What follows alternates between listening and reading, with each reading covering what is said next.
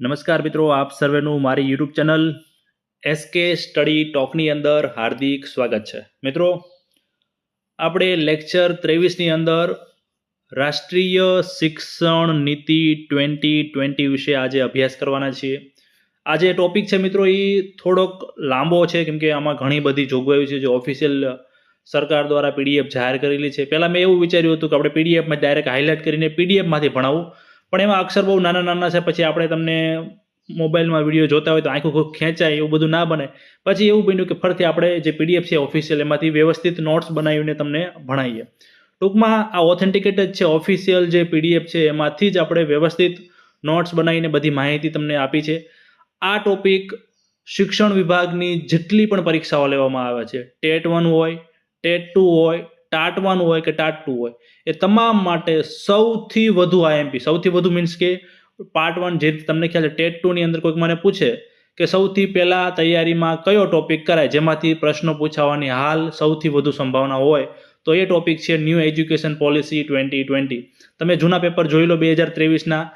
TET 1ની અંદર પણ 2-3 માર્કનું, TET 2ની અંદર પણ 4-5 માર્કનું, ટાટ 1, ટાટ 2 બધાની અંદર ન્યૂ એજ્યુકેશન પોલિસી 2020માંથી પ્રશ્નો પૂછાયેલા છે. કારણ કે આ એક બહુ લાંબા ગાળા સુધી ચાલવાનું છે, અમલીકરણ 2030-2040 સુધી.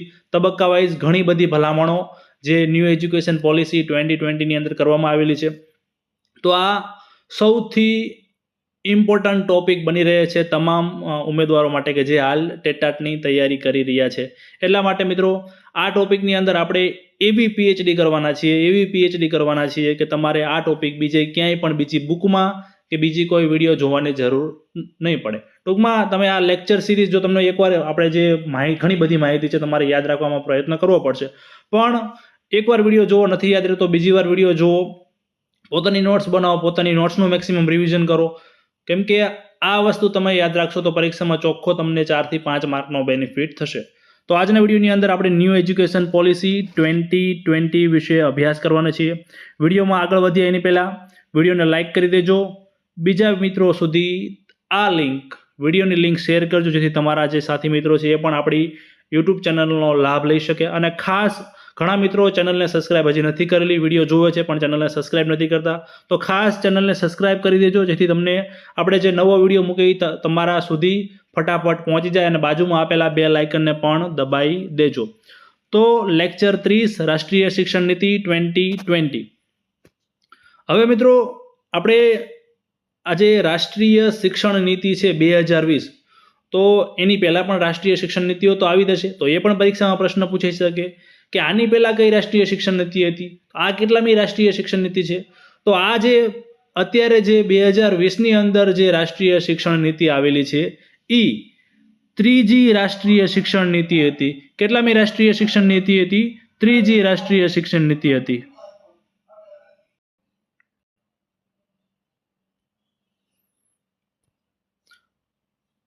તો આ જે શિક્ષણ નીતિ છે 2020ની અંદર જે આવી છે એ કેટલામી રાષ્ટ્રીય શિક્ષણ નીતિ છે?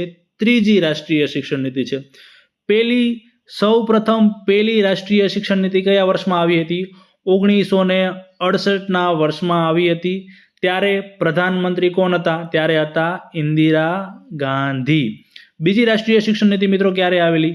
બીજી રાષ્ટ્રીય શિક્ષણ નીતિ 1986માં આવેલી. ત્યારે પ્રધાનમંત્રી તરીકે કોણ હતું? ત્યારે હતું રાજીવ ગાંધી. હવે જે બીજી રાષ્ટ્રીય શિક્ષણ નીતિ 1986માં આવેલી મિત્રો, એમાં થોડાક સુધારા વધારા કરવામાં આવેલા. એ જ રાષ્ટ્રીય શિક્ષણ નીતિ અને સુધારા વધારા સાથે 1992માં રજૂ કરવામાં આવેલી. ટૂંકમાં એ અલગથી આખી રાષ્ટ્રીય શિક્ષણ નીતિ નવી નહોતી, પણ એમાં સુધારા વધારા કરવામાં આવેલા. તો એ પણ વર્ષ તમને પૂછાઈ શકે કે કયા વર્ષમાં જે 1986ની બીજી રાષ્ટ્રીય શિક્ષણ નીતિ હતી એમાં સુધારા વધારા કરવામાં આવેલા? તો 1992માં. અને હાલ જે ત્રીજી રાષ્ટ્રીય શિક્ષણ નીતિ છે એનઈપી 2020, હાલ પ્રધાનમંત્રી તરીકે કોણ છે? નરેન્દ્ર મોદી. હવે કઈ રીતે તમે આ સાલ યાદ રાખી શકો છો? તો પહેલી એક સાલ તો તમારે યાદ રાખવી જ પડશે કે સૌપ્રથમ ક્યારે? 1968માં ઇન્દિરા ગાંધી. હવે 68નું ઊંધું કરશો એટલે 86 થઈ જશે, તો એ રીતે ઇઝીલી યાદ રહી છે. કનેક્શન બંને સાથેનું આગળ 19મી સદી તો છે જે છે 1968. તો 68નું ઊંધું 86, એટલે પહેલી રાષ્ટ્રીય શિક્ષણ નીતિ 1968માં, બીજી રાષ્ટ્રીય શિક્ષણ નીતિ 1986માં, અને ત્રીજી તો 2020 બધાને યાદ રહેવાનું છે. અને ખાસ એ પણ યાદ રાખજો કે 1992ની અંદર જે બીજી રાષ્ટ્રીય શિક્ષણ નીતિ હતી એમાં સુધારો કરવામાં આવેલો. હવે મિત્રો, જે રાષ્ટ્રીય શિક્ષણ નીતિ બનાવવાનું કામ છે, આટલી મોટી ભલામણો કરી છે, તો એના માટે કંઈક સમિતિનું તો નિર્માણ કરેલું જ હશે. એમને આમ તો કંઈ બની ના જાય, એમાં પણ મોટા જે તજજ્ઞો હોય એમનો સમાવેશ કર્યો હશે. તો એ પણ પરીક્ષાલક્ષી છે, એમાંથી પણ પરીક્ષામાં પ્રશ્નો 100% પૂછાઈ શકે છે.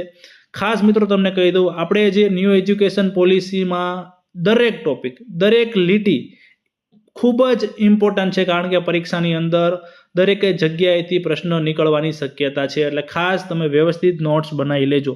તો મિત્રો, જે ન્યૂ એજ્યુકેશન પોલિસી 2020ની વાત કરીએ, તો એના માટે જે સમિતિ બનાવવામાં આવી હતી, એના અધ્યક્ષ કોણ હતા? તો અધ્યક્ષ હતા ડૉક્ટર કે કસ્તુરી રંગન, જે ઈસરોના ભૂતપૂર્વ અધ્યક્ષ હતા, ચેરમેન હતા. ખાસ આ પ્રશ્ન પૂછાઈ ગયેલો છે અને પૂછાશે પણ કરો. હવે જે સમિતિની રચના કરવામાં આવી હતી એમાં કુલ કેટલા સભ્યો હતા મિત્રો? તો એમાં કુલ 12 સભ્યો હતા, જેમાં કે કસ્તુરી રંગનનો સમાવેશ થઈ ગયો. એટલે કે અધ્યક્ષ સહિત કુલ કેટલા સભ્યો હતા? 12 સભ્યો હતા.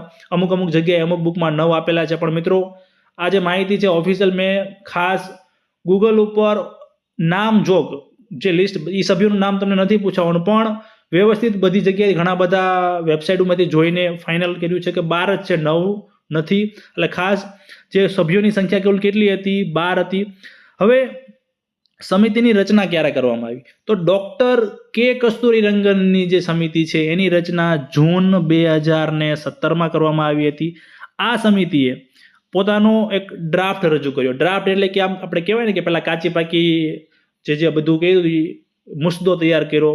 ટૂંકમાં એક આપણે એમ કહી શકીએ કાચું માળખું એક બનાવ્યું હતું. જે એ ક્યારે રજૂ કર્યું હતું? તો એ રજૂ કર્યું હતું 2019ની અંદર. ટૂંકમાં 2020માં આપણે કેબિનેટમાં મંજૂરી મળી, તો એના આગલા વર્ષે જ ડ્રાફ્ટ રજૂ કર્યો હતો.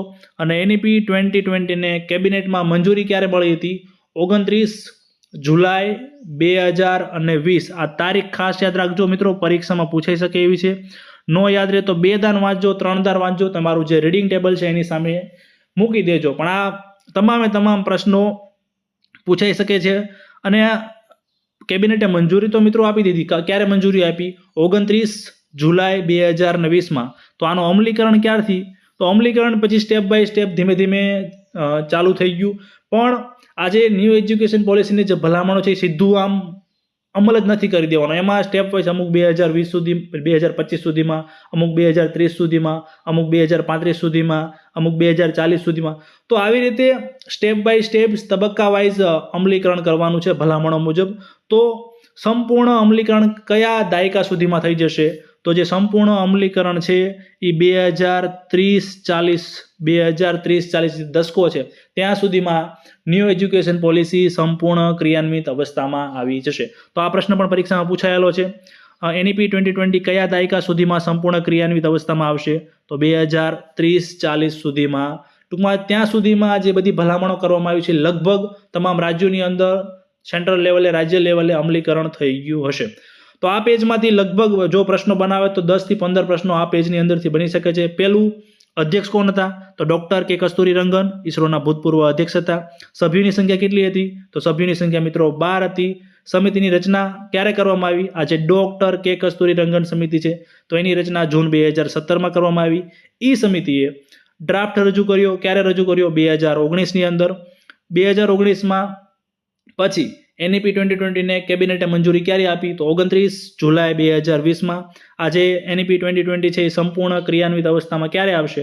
તો 2030-40ની અંદર ક્રિયાન્વિત અવસ્થામાં આવશે.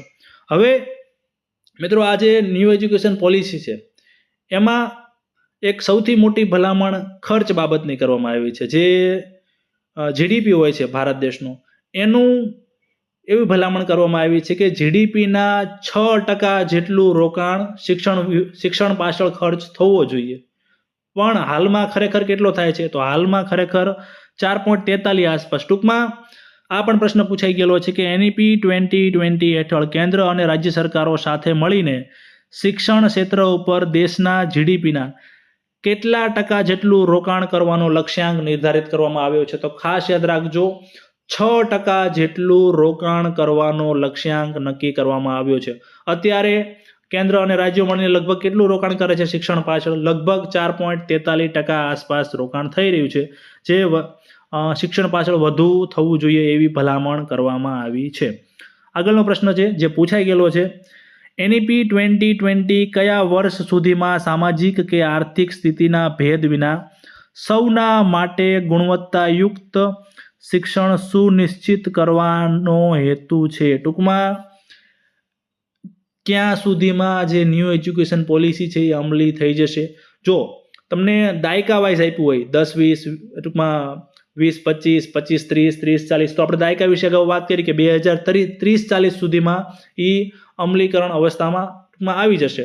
પણ ખાલી વર્ષ વાઇઝ આપ્યું હોય કે 2025 સુધીમાં, 2030 સુધીમાં, 35 સુધીમાં, તો એ રીતનું પૂછાય તો 2040 સુધીમાં. ખાસ યાદ રાખજો, દાયકા વાઇઝ પૂછાય તો 30-40, અને ડાયરેક્ટ આ રીતનો વર્ષ જ આપેલા હોય તો 2040 સુધીમાં સંપૂર્ણ ક્રિયાન્વિત અવસ્થામાં ગુણવત્તાયુક્ત શિક્ષણ, સાર્વત્રિકરણ શિક્ષણનું જે કરવાનું છે એ 2040 સુધીમાં તમામ ભલામણો લગભગ આવી જશે. હવે મિત્રો, આજે ન્યૂ એજ્યુકેશન પોલિસીનો ડ્રાફ્ટ તૈયાર કરવામાં આવ્યો હતો, મુસદ્દો તૈયાર કરવામાં આવ્યો હતો. એ કુલ કેટલી ભાષામાં તૈયાર કરવામાં આવ્યો હતો? તો ખાસ યાદ રાખજો, ટોટલ 22 ભાષામાં જે આ ડ્રાફ્ટ તૈયાર કરવામાં આવ્યો હતો ન્યૂ એજ્યુકેશન પોલિસીનો એ છે. હવે આપણે વાત કરી અધ્યક્ષ કોણ હતા? અધ્યક્ષ હતા ડૉક્ટર કે કસ્તુરી રંગન. તો સાથે સાથે બીજા બધા બાકીના જે સભ્યો આપણે વાત કરી 12 સભ્યો હતા, પણ તમામ સભ્યોના નામ નથી યાદ રાખવાના. પણ ખાસ એક આ નામ યાદ રાખી લેજો કે ડ્રાફ્ટિંગ કમિટી, જે ડ્રાફ્ટ તૈયાર કર્યો હતો, જે મુસદ્દો તૈયાર કર્યો હતો, એ કમિટીના સેક્રેટરી કે સચિવ તરીકે ડૉક્ટર શકીલા ટી સંપુ. કોણ હતા? ડૉક્ટર શકીલા ટી સંપુ, જે ડ્રાફ્ટિંગ કમિટીના સેક્રેટરી કે સચિવ પદે, જે કમિટી ટૂંકમાં જે NEP 2020ની જે સમિતિ હતી એની અંદર ડ્રાફ્ટિંગ કમિટીના સેક્રેટરી સચિવ પદે ડૉક્ટર શકીલા ટી સંપુ હતા. હવે મિત્રો, અત્યાર સુધી આપણે વાત કરી કે જે અધ્યક્ષ હતા ડૉક્ટર કે કસ્તુરી રંગન, પણ એની પહેલાં એક ખાસ લગભગ આ કદાચ પૂછી શકે છે, ખરેખર ઘટના કેવી બની હતી? સૌપ્રથમ મે 2016ની અંદર, ક્યારે? મે 2016ની અંદર MHRD મંત્રાલય એટલે કે આપણે હાલનું જે શિક્ષણ મંત્રાલય છે, પહેલાં એ ચર્ચા કરી લઈએ. કેન્દ્રની અંદર અત્યારે આપણે જે શિક્ષણ મંત્રાલય છે, શિક્ષણ મંત્રાલયને ઇંગ્લિશમાં શું કહેવાય? ખાસ મિત્રો, ફૂલ ફોર્મ પણ યાદ રાખજો. શિક્ષણ મંત્રાલયને ઇંગ્લિશમાં કહેવાય MOE, મિનિસ્ટ્રી ઓફ એજ્યુકેશન. અત્યારનું નામ શું છે? મિનિસ્ટ્રી ઓફ એજ્યુકેશન છે. એનું જૂનું નામ શું હતું? તો એનું જૂનું નામ હતું MHRD મંત્રાલય. શું હતું? MHRD મંત્રાલય. MHRD મંત્રાલયનું ફૂલ ફોર્મ પણ યાદ રાખી લેજો, ministry of human resource development. હવે MHRD મંત્રાલય દ્વારા 2016માં સૌથી પહેલા જે કે કસ્તુરી રંગન છે એમને અધ્યક્ષ નહોતા બનાવ્યા. અધ્યક્ષ જે સમિતિની રચના કરવામાં આવી હતી એમાં કોને ન્યૂ એજ્યુકેશન પોલિસી માટે અધ્યક્ષ બનાવવામાં આવ્યા હતા? તો ખાસ યાદ રાખો, TSR સુબ્રમણ્યમ. ડૉક્ટર TSR સુબ્રમણ્યમને જે NEP 2020ની કમિટી હતી એના અધ્યક્ષ બનાવવામાં આવ્યા હતા. જે TSR સુબ્રમણ્યમ કોણ હતા? તો ભૂતપૂર્વ કેબિનેટ સચિવ હતા. કોણ હતા? ભૂતપૂર્વ કેબિનેટ સચિવ. પણ એમાં કંઈક એવું બને છે, થોડું ઘણું એમને કામગીરી કરેલી, પણ વચ્ચે એમનું અવસાન થઈ જાય છે કોઈ કારણોસર. તો હવે અવસાન થવાથી જે મે 2016માં જે સમિતિ બનાવી હતી, ફરી વખત જૂન 2017માં કે કસ્તુરી રંગનની સમિતિ બનાવવામાં આવે છે. બાકી આપણે જે અગાઉ ચર્ચા કરીએ તો ખાસ આટલું યાદ રાખજો.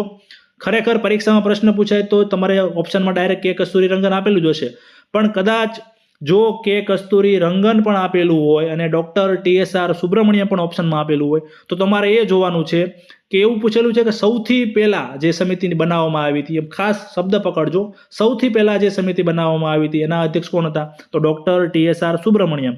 અને જૂન 2017માં જે ફાઇનલ, જેને ખાસ કાંઈ એવો પ્રશ્ન પૂછી શકાય જે સમિતિએ ડ્રાફ્ટ રજૂ કર્યો, મુસદ્દો રજૂ કર્યો, એ સમિતિના અધ્યક્ષ કોણ હતા? કેમ કે TSR સુબ્રમણ્યમનું મૃત્યુ થવાથી એ કામગીરી નહોતી પતાવી શક્યા. તો ખાસ આ વસ્તુ ખાસ ધ્યાને રાખજો. અહીંયાથી શું આપણને જાણવા મળ્યું કે હાલ શિક્ષણ મંત્રાલય છે, મિનિસ્ટ્રી ઓફ એજ્યુકેશન, એનું જૂનું નામ શું હતું? MHRD મંત્રાલય. MHRD મંત્રાલયનું ફૂલ ફોર્મ શું છે? Ministry of human resource development. MHRD મંત્રાલય દ્વારા મે 2016માં TSR સુબ્રમણ્યમ સમિતિની રચના કરવામાં આવી હતી. એમનું અવસાન થઈ ગયું એટલે જૂન 2017માં K કસ્તુરીરંગન સમિતિની રચના કરવામાં આવી હતી. હવે મિત્રો NEP 2020 ધીમે ધીમે તમને ખ્યાલ છે કે ઘણી બધી ભલામણો કરી છે. તો ધીમે ધીમે રાજ્યો પણ ધીમે ધીમે એને આધારે સુધારા વધારા કંઈક ને કંઈક શરૂઆત કરતા રહેશે. તો સૌથી પહેલું એવું કયું રાજ્ય હતું કે જેને સુધારાની શરૂઆત કરી? તો એવું રાજ્ય હતું કર્ણાટક. તો ખાસ પરીક્ષાલક્ષી છે, યાદ રાખજો. NEP 2020 લાગુ કરનાર પ્રથમ રાજ્ય કયું હતું? તો એ હતું કર્ણાટક. બીજું છે, આજે હું અલગ અલગ વિધાન સ્વરૂપે મેં લખ્યું છે મિત્રો, એ દરેક વિધાન દરેક એક MCQ બની શકે છે અને પરીક્ષામાં પૂછાઈ શકે એવા છે. એટલા માટે ખાસ મેં આ રીતનું લખેલું છે. બીજું છે, NEP 2020નો મુખ્ય ઉદ્દેશ્ય શું છે મિત્રો? એનો મુખ્ય ઉદ્દેશ્ય છે શિક્ષણનું સાર્વત્રિકરણ કરવાનું હોય. ટૂંકમાં પૂર્વ પ્રાથમિકથી લઈને તમામ લેવલે, એ પછી પ્રાથમિક હોય, માધ્યમિક હોય, ઉચ્ચ માધ્યમિક હોય, ઉચ્ચતર માધ્યમિક હોય, કોલેજ લેવલનું હોય, દરેક લેવલે ટૂંકમાં એવો ધરખમ ફેરફાર કરવાનો છે, એવું ક્વોલિટી એજ્યુકેશન આપવાનું છે. ખાલી જે ચોપડીયું જ્ઞાન છે, ટૂંકમાં આપણે હજી ઘણા બધા સુધારા જોશું એટલે તમને ખ્યાલ હશે. ટૂંકમાં શિક્ષણનું સાર્વત્રિકરણ કરવાનું છે. ન્યૂ એજ્યુકેશન પોલિસી 2020નો મુખ્ય ઉદ્દેશ્ય છે.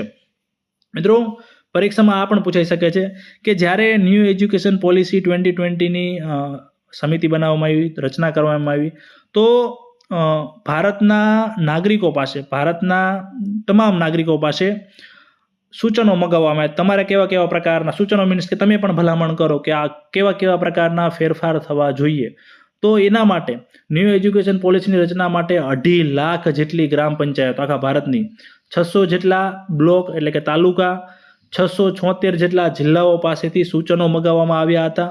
અને એના માટે જે ભારત સરકારનું પોર્ટલ છે www.mygovernment.in ઉપર તમામ, તમે પણ કદાચ ઘણા ઉમેદવારોએ ભલામણો કરી પણ હશે, તો ખાસ કદાચ આંકડો યાદ રહે તો યાદ રાખજો, બહુ યાદ રાખવાની ટ્રાય કરજો. લગભગ આ પ્રશ્ન જો પેપર સેટરને લાગ્યું હોય બહુ હેવી અઘરું કરવું છે તો આ આંકડો પૂછી શકે છે કે NEP 2020ની રચના માટે કેટલી ગ્રામ પંચાયતો પાસેથી? તો 2.5 લાખ.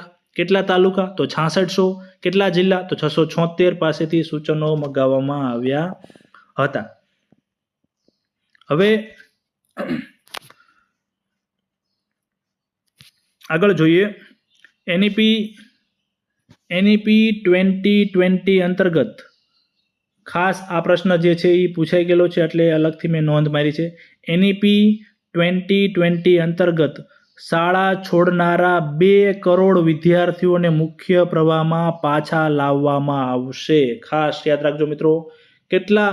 એમનો એક ટાર્ગેટ છે, કેમ કે ઘણા ખરા એવા વિદ્યાર્થીઓ છે કે જેમને શાળા છોડી દીધેલી છે. છોડી દીધી મતલબ કે 3 ધોરણ સુધી અભ્યાસ કર્યો પછી 4થા ધોરણથી ભણવા ન આવ્યા. અમુક બાળકોએ 5 ધોરણ સુધી અભ્યાસ કર્યો પછી 5મા ધોરણ પછી ભણવા ન આવ્યા. તો આવા બાળકો કે જેની ઉંમર હાલ ભણવાની છે, શાળા છોડી દીધેલી છે, એવા આખા ભારતની અંદર ટોટલ કેટલા? 2 કરોડ જેટલા વિદ્યાર્થીઓના જે મુખ્ય પ્રવાહ છે, જે સ્કૂલ છે એની અંદર પાછા લાવવાનો છે, એ એક ટાર્ગેટ છે. તો ખાસ આ પરીક્ષાલક્ષી છે. કેટલા બાળકોને?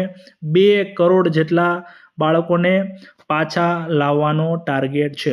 હવે NEP 2020 એ 21મી સદીની પ્રથમ શિક્ષણ નીતિ છે. જો મિત્રો પરીક્ષામાં તમને પ્રશ્ન પૂછાય આ રીતનો કે NEP 2020 એ 21મી સદીની કેટલામી શિક્ષણ નીતિ છે? તો પહેલી આવશે.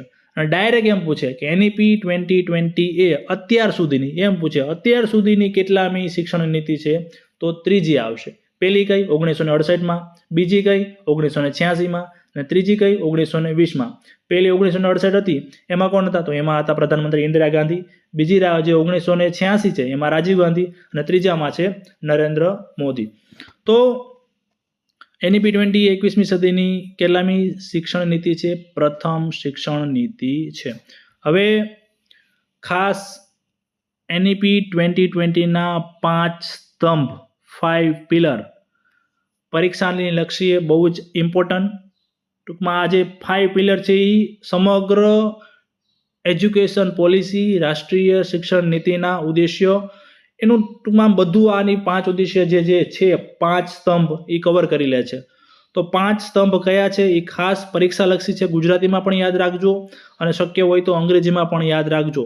પહેલાં આપણે ગુજરાતીમાં જોઈએ તો 5 સ્તંભ કયા છે. તો પહેલું છે પ્રવેશ.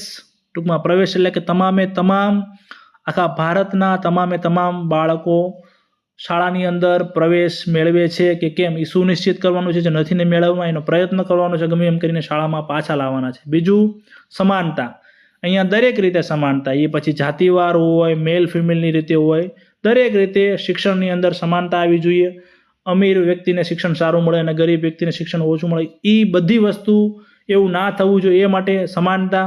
ત્રીજું છે ગુણવત્તા. ટૂંકમાં જે શિક્ષણ વાત છે એ ક્વોલિટીવાળું હોવું જોઈએ એની વાત છે. અને ચોથું છે સરળતાથી ઉપલબ્ધતા, એટલે કે સસ્તું બનવું. શિક્ષણ છે એ મોંઘું મીન્સ કે જે આપણે સરકારી લેવલ છે તે એકદમ ફ્રીમાં હોય છે, પણ જે બહાર બધી જે સંસ્થાઓ છે, જે બધી ટૂંકમાં સરકારી લેવલે પણ જે અમુક વસ્તુ થતી હોય છે, જેમાં વસ્તુની જરૂર પડતી હોય છે, એ પણ બાળકોને ટૂંકમાં જે શિક્ષણ આપવાનું સરળતાથી ઉપલબ્ધ થવું જોઈએ. એમને કાંઈ બીજો કાંઈ ખર્ચ કરવો ના પડે. તમને ખ્યાલ છે એના માટે ઘણી બધી સ્કોલરશીપ આપવામાં આવે છે, ઘણી બધી યોજનાઓ સરકાર જાહેર કરવામાં આવે છે. ટૂંકમાં બાળકો એફોર્ડ કરી શકે એ પ્રકારનું થઈ જવું જોઈએ શિક્ષણ. અને બીજું જવાબદારી. અહીંયા જવાબદારી એટલે કે સરકારની જવાબદારી શું રહેશે, રાજ્ય લેવલે જવાબદારી શું રહેશે, જિલ્લા લેવલે શું રહેશે, તાલુકા લેવલે, ગ્રામ્ય લેવલે, SMCની જવાબદારી શું રહેશે.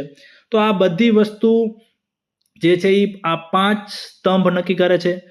ફરી વખત બોલી નાખીએ. પહેલું છે એક્સેસ એટલે કે પ્રવેશ, બીજું છે ઇક્વિટી એટલે કે સમાનતા, ત્રીજું છે ક્વોલિટી એટલે કે ગુણવત્તા, ચોથું છે એફોર્ડેબિલિટી એટલે કે સરળતાથી ઉપલબ્ધતા, અને પાંચમું છે એકાઉન્ટેબિલિટી એટલે કે જવાબદારી અથવા જવાબદારીતા. તો આ ખાસ 5 સ્તંભ કદાચ ભૂલી જાય તો મેક્સિમમ રિવિઝન કરજો, પણ પરીક્ષાલક્ષી છે. પ્રવેશ, સમાનતા, ગુણવત્તા, સરળતાથી ઉપલબ્ધતા અને જવાબદારીતા. હવે મિત્રો, જે ભારત સરકાર દ્વારા જે ઓફિશિયલ PDF બહાર પાડવામાં આવ્યું છે, લગભગ 88 પેજની છે, ન્યૂ એજ્યુકેશન પોલિસી, જે મૂળભૂત કહેવાય, ટૂંકમાં ઓથેન્ટિકેટ કહી શકાય. તમે જે ટેટની પરીક્ષાઓ એમાં સંદર્ભ તરીકે પણ એડ કરી શકો. તો પ્રસ્તાવના રૂપ ઘણી બધી 5-6 પેજ ભરીને ઘણી બધી પ્રસ્તાવના આપી છે. ટૂંકમાં સ્ટાર્ટ કરવા માટે ડાયરેક્ટ જે ભલામણો સીધી ન આપી દે આ સુધારા થશે, ઘણું બધું પ્રસ્તાવના રૂપ વિધાન આપેલું છે. તો એની અંદરથી પણ જો પેપર સેટર એને વાંચ્યું હોય તો એ પ્રશ્ન પૂછી શકે છે. તો ખાસ મેં એ બધું વાંચી લીધું છે અને એમાંથી મને જે લાગ્યું કે આ પ્રશ્નો હજી એમાંથી પણ નીકળી શકે છે, તો એ નોટ્સ ટૂંકમાં એ વસ્તુ અહીંયા ખાસ લખી છે. ન્યૂ એજ્યુકેશન પોલિસી 2020ની જે ભારત સરકાર દ્વારા જે PDF આપવામાં આવેલી છે એની મહત્વની બાબતો. તો એમાં એક આ બાબત ખાસ હતી, SDG. ઘણા લોકોને આ ખબર નહીં હોય. SDGનું ફૂલ ફોર્મ પણ યાદ રાખજો, સસ્ટેનેબલ ડેવલપમેન્ટ ગોલ્સ. જે સંયુક્ત રાષ્ટ્રો છે, સંયુક્ત રાષ્ટ્ર સંસ્થા છે, યુનાઇટેડ નેશન્સ, એના દ્વારા 2015ના વર્ષમાં કુલ 17 SDG ગોલ જાહેર કરવામાં આવ્યા હતા. શું છે SDG ગોલ? એ છે સમગ્ર વિશ્વમાં દરેક ક્ષેત્રમાં, એ ખાલી શિક્ષણ વિભાગ માટે નહોતા, પણ દરેક ક્ષેત્રમાં સમગ્ર વિશ્વને સાથે લઈને ચાલવા માટે, સમગ્ર વિશ્વના દેશો ટૂંકમાં પ્રગતિ, એ બધી બાબતો માટે સસ્ટેનેબલ ડેવલપમેન્ટ ગોલ્સ નક્કી કરવામાં આવ્યા હતા. ભારતે 2015ની અંદર જ એ SDG ગોલને અપનાવી લીધા હતા. ટૂંકમાં ભારતે સ્વીકારી લીધું હતું કે અમે એના આધારે અલગ અલગ જે ક્ષેત્રોમાં જે ભલામણો કરવામાં આવી છે SDG ગોલ અંતર્ગત, એ પ્રમાણે અમે કાર્ય કરશું. તો ખાસ એ અંતર્ગત જે કુલ 17 SDG ગોલ હતા, એ અંતર્ગત જે ચોથો ગોલ હતો SDG 4, પરીક્ષામાં પૂછાઈ ગયું છે અને હજી પૂછાશે. SDG 4 એ આપણા શિક્ષણને લગતો હતો. શું હતો એ આપણે જોઈએ છીએ. તો ખાસ પહેલી વસ્તુ શું, સંયુક્ત રાષ્ટ્ર દ્વારા SDG એટલે કે સસ્ટેનેબલ ડેવલપમેન્ટ ગોલ, ગુજરાતીમાં શું કહેવાય, સાતત્યપૂર્ણ વિકાસ લક્ષ્યાંકો આપવામાં આવ્યા હતા. કયા વર્ષમાં? 2015ના વર્ષમાં. કેટલા આપવામાં આવ્યા હતા? તો કે 17 આપવામાં આવ્યા હતા. ભારતે ક્યારે સ્વીકાર્યું? તો ભારતે 2015માં સ્વીકાર્યું. હવે આજે સાતત્યપૂર્ણ વિકાસ લક્ષ્યાંકો આપવામાં આવ્યા. એનું અમલીકરણ માટેના ટાર્ગેટ કયા વર્ષ સુધીમાં રાખવામાં આવ્યા હતા?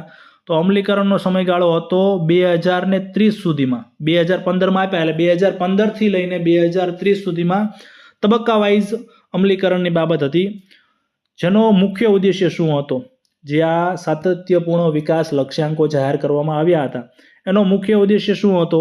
તો 2030 સુધીમાં સમગ્ર વિશ્વને વધુ સમાન, ટકાઉ અને સુખદ બનાવવાનો વિશ્વવ્યાપી સંકલ્પ હતો. ટૂંકમાં તમામ વિશ્વના દેશ એકબીજા સાથે ઊભા રહી શકે, એકબીજા સાથે ટૂંકમાં દરેક દેશમાં વિકાસ થાય, દરેક દેશ ટકાઉ બને, સુખદ બને, એ સંકલ્પ માટે આ જે એસડીજી હતા એ જાહેર કરવામાં આવેલા. આપણે જોઈએ કે આપણે શિક્ષણ બાબતે જે સાતત્યપૂર્ણ વિકાસ લક્ષ્યાંક હતો SDG 4 એ શું હતો?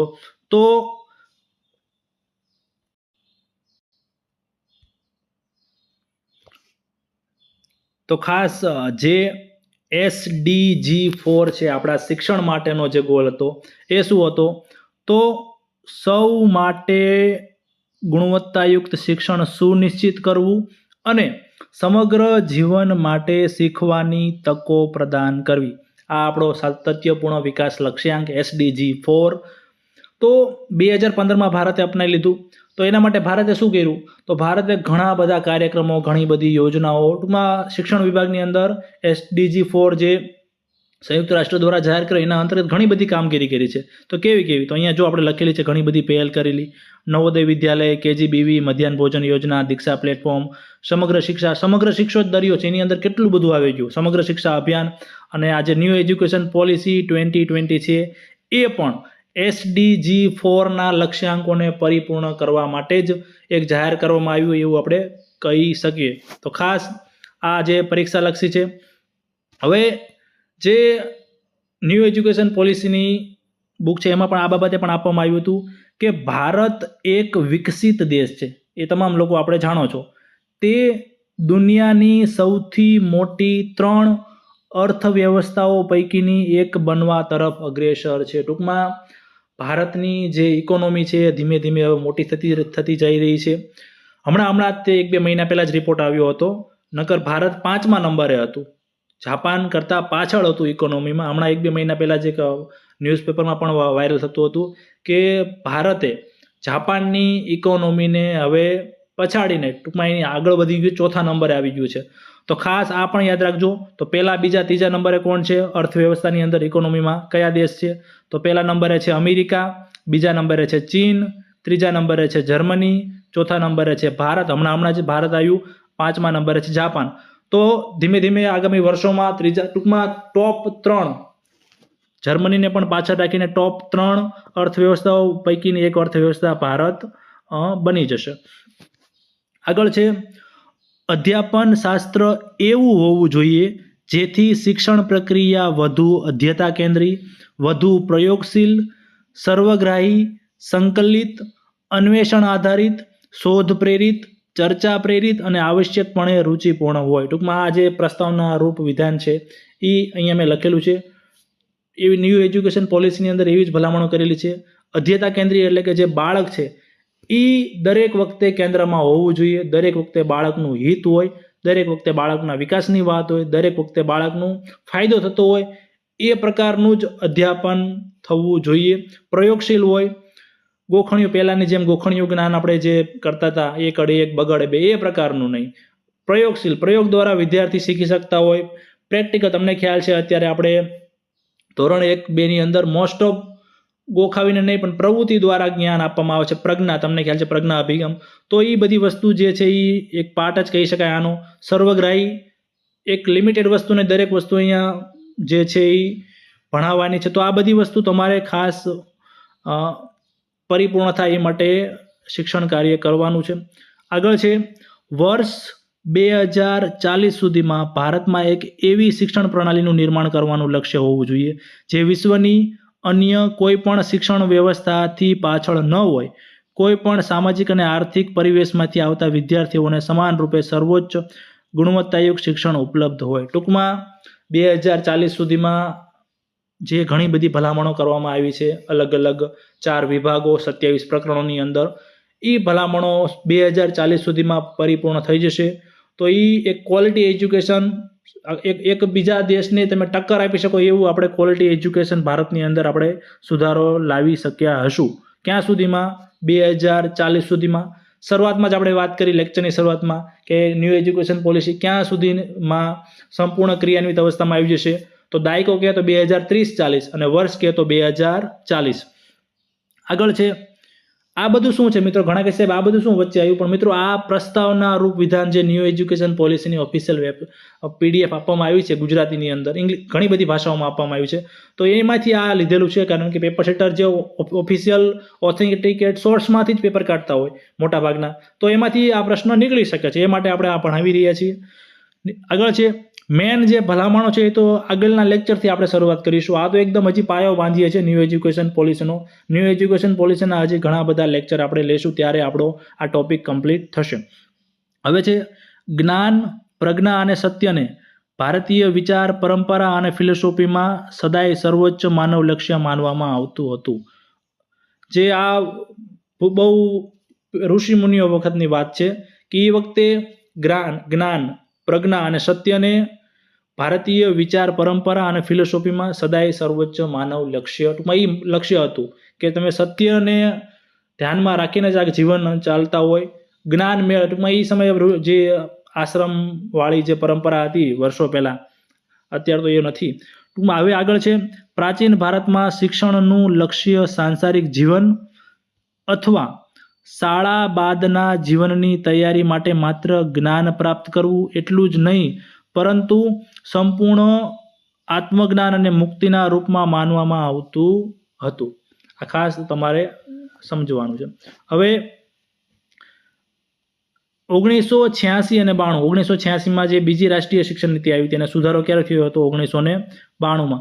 તો શિક્ષણ નીતિ પછી એક મુખ્ય બદલાવ બાળકોને મફત અને ફરજિયાત શિક્ષણના અધિકારનો કાયદો RTE 2009 છે કે જે સાર્વત્રિક પ્રારંભિક શિક્ષણના ધ્યેયને સૂચક કાયદાકીય અધિકાર આપવા માટેનો હતો. ટૂંકમાં એવું કહેવા માંગે છે કે 1986ની રાષ્ટ્રીય શિક્ષણ નીતિ આવી, એમાં સુધારા કરવામાં આવ્યા 1992માં.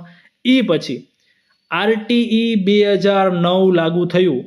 ઓલાની જે રાષ્ટ્રીય શિક્ષણ નીતિ હોય એ કાયદો નથી, એમાં ભલામણો કરી હોય. ભલામણ એટલે ભલામણ તમે સમજો છો, તમે એક વ્યક્તિને બીજી વ્યક્તિ ભલામણ કરે તો એ માને, તો એ નોય માને. પણ જ્યારે ભલામણ કાયદો બને છે ત્યારે ફરજિયાતપણે એ માનવું પડે છે. તો RTE 2009 જે મફત અને ફરજિયાત શિક્ષણનો અધિકારનો કાયદો આવ્યો, એટલે એને એક બંધારણીય બળ પૂરું થયું. કાયદો હોય એટલે ફરજિયાતપણે એ પાલન કરવું પડે, કાયદાકીય અધિકાર મળ્યો.